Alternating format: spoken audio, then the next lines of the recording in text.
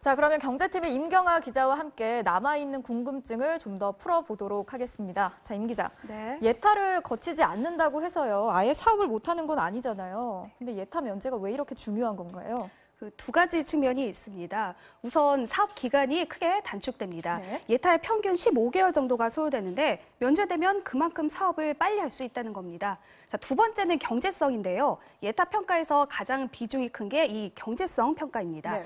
도로 하나 잘못 지었다가 통행료보다 유지비가 더 들 것 같으면 아예 짓지 말아라 이렇게 한다는 건데요.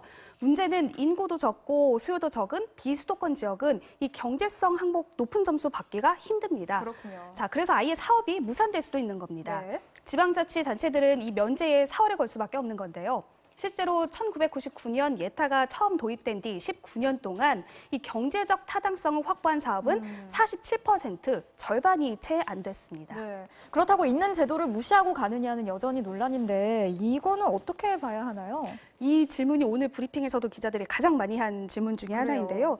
그 실제로 오늘 예타가 면제된 사업 중 지금 목록이 나오고 있는 7개 사업은요. 이미 이전에 예타를 받았지만 통과하지 못했던 사업들입니다. 네, 지금 보시고 있는 항목이죠. 네. 그러니까 통과하지 못했다는 건 타당성이 없다고 결론난 사업인데 네. 이거를 면제해 주는 게 맞느냐 이런 문제가 있는 겁니다.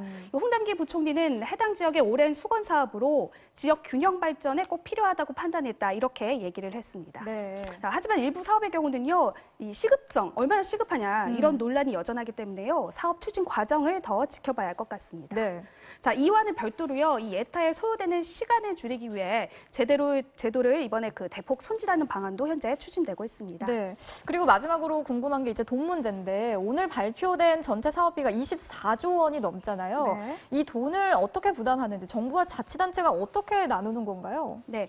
우선은 국비가 18조 5천억 원, 제일 많이 들어가고요. 그렇군요. 지방자치단체가 2조 원, 그리고 도로공사 등 이 공기업이 분담하는 사업비가 3조 원 정도입니다. 네. 자, 여기에 민간자본 7천억 원이 투입됩니다. 오늘 발표된 23개 사업이요. 길게는 2029년까지 연차적으로 추진되는데요.